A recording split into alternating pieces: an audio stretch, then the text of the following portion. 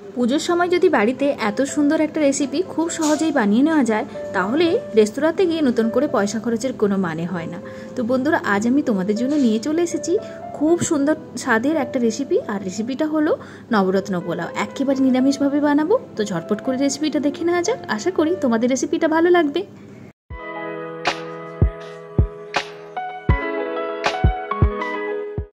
পোলাও বানানোর জন্য প্রথমে লাগবে চাল। তো আমি এখানে বাসমতি চাল নিয়েছি, তোমাদেরকেও বাসমতি চালই নিতে হবে।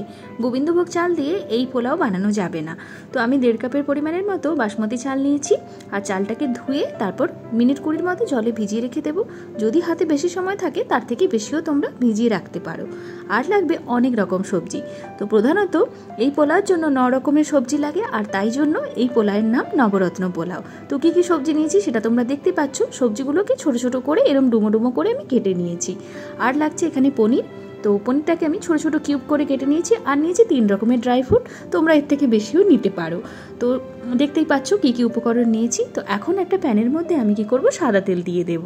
আর তারপর তেলটা গরম হলে ওই একই জাতীয় সবজি যেগুলো আছে সেগুলোকে ভেজে নেব। তো প্রথমে আমি কি করব, গাজর আর আলু একই রকমভাবে কাটা আছে, আর একই জাতীয় সবজি, মানে রান্না হতে একই সময় লাগে। তো সেরকম সবজি দুটোকে একসঙ্গে ভেজে নিচ্ছি। আর প্রথমে কি করব, এর মধ্যে সামান্য আমি নুনে ছিটে দিয়ে দেব, দিয়ে ভেজে নেব। খুব বেশি লাল করে বা কড়া করে ভাজার দরকার নেই। একটু একটু তোমার 50% সবজিগুলো সেদ্ধ হয়ে গেলে এগুলোকে তুলে নেব। আর তারপর ওই তেলের মধ্যেই আমি কি করব, পনিরগুলোকে ভেজে নেব। পনিরগুলোকে খুব বেশি ভাজার দরকার নেই, একটু একটু করে লাল হবে সেরকম অবস্থাতে পনিরগুলোকে তুলে নিও। বেশি ভাজলে কিন্তু পনিরের মধ্যে একটা রাবারি স্ট্রাকচার চলে আসে, তো সেই জন্য বেশি ভাজার দরকার নেই। আচ্ছা, বাড়িতে যদি তোমাদের 2-1টা সবজি মিসিং থাকে তাতেও কিন্তু কোনো প্রবলেম নেই। তো এখানে পনির ভেজে নেওয়ার পর আমি ছোট ছোট করে কেটে রাখা ফুলকপিকে ভেজে নিলাম। আর তার সঙ্গে খানিকটা বিনস নিয়েছি। যেহেতু আমার প্যানটা অনেকটা বড়, তো দুদিকে আমি দুটো সবজি প্যারালালি ভেজে নিচ্ছি। না হলে একটা একটা করে সবজি ভাজতে গেলে অনেকটা সময় লাগবে। তো তারপর আমি বিনসটা ভাজা হয়ে গেলে সঙ্গে ক্যাপসিকামটাও একটুখানি ভেজে নিলাম। এদিকে আমার ফুলকপিগুলোও ভাজা হয়ে গেছে। তো সব কিছুকে আমি কিন্তু এখন তুলে নেব। এখন ড্রাই ফ্রুটগুলো ভেজে নেওয়ার পালা। তো প্রথমে আমি আমন্ডগুলোকে ভেজে নিচ্ছি, আর তারপর কাজু দিয়ে দেব। কাজু বা আমন্ড কোনোটাকেই খুব বেশি ভাজার দরকার নেই। এগুলো যখন একটু ভাজা হয়ে যাবে তখন আমি কিশমিশ দিয়ে দেব, আর দিয়ে দেব মটর। আমি এখানে ফ্রোজেন মটর দিয়েছি, তাই ড্রাই ফ্রুটসের সঙ্গে এগুলোকে সামান্য একটুখানি ভেজে নেব। খেয়াল রেখো কোনো ড্রাই ফ্রুটস যেন পুড়ে না যায়।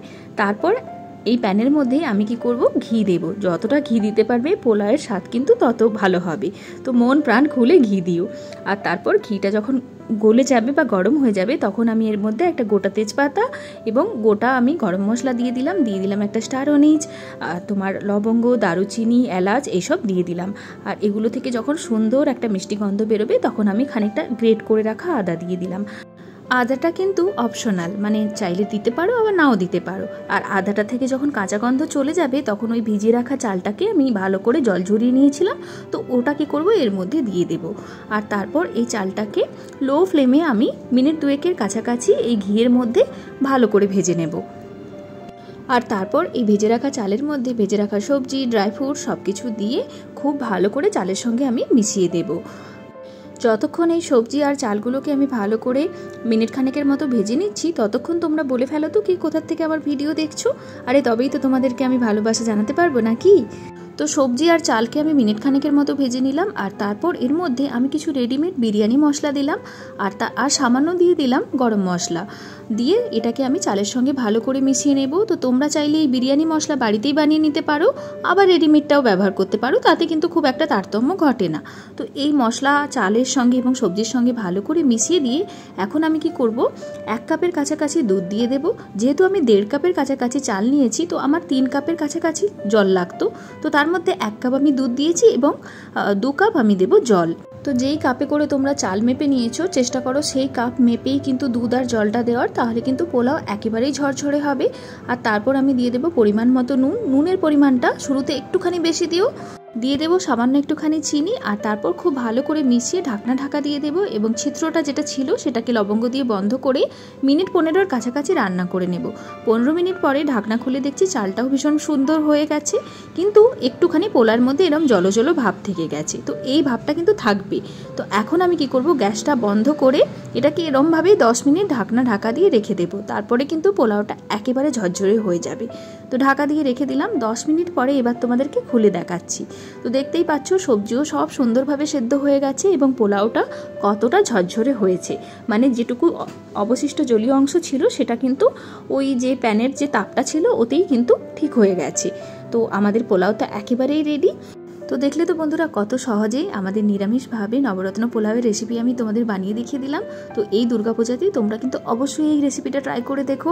আর ভীষণ খেতে ভালো লাগে সেটা তো আর বলে দিতে হবে না, আর বানানোটা কতটা সহজ সেটা তো আমি তোমাদেরকে দেখিয়ে দিলাম। তো এভাবে কিন্তু ট্রাই করে অবশ্যই আমায় জানিও। তো চলো, নতুন ভিডিও নিয়ে খুব তাড়াতাড়ি দেখা হয়ে যাবে। সবাই ভালো থেকো। আর হ্যাঁ, আজকে রেসিপিটা কেমন লাগলো সেটা কিন্তু জানাতে ভুলো না। তো চলো, বাই বাই।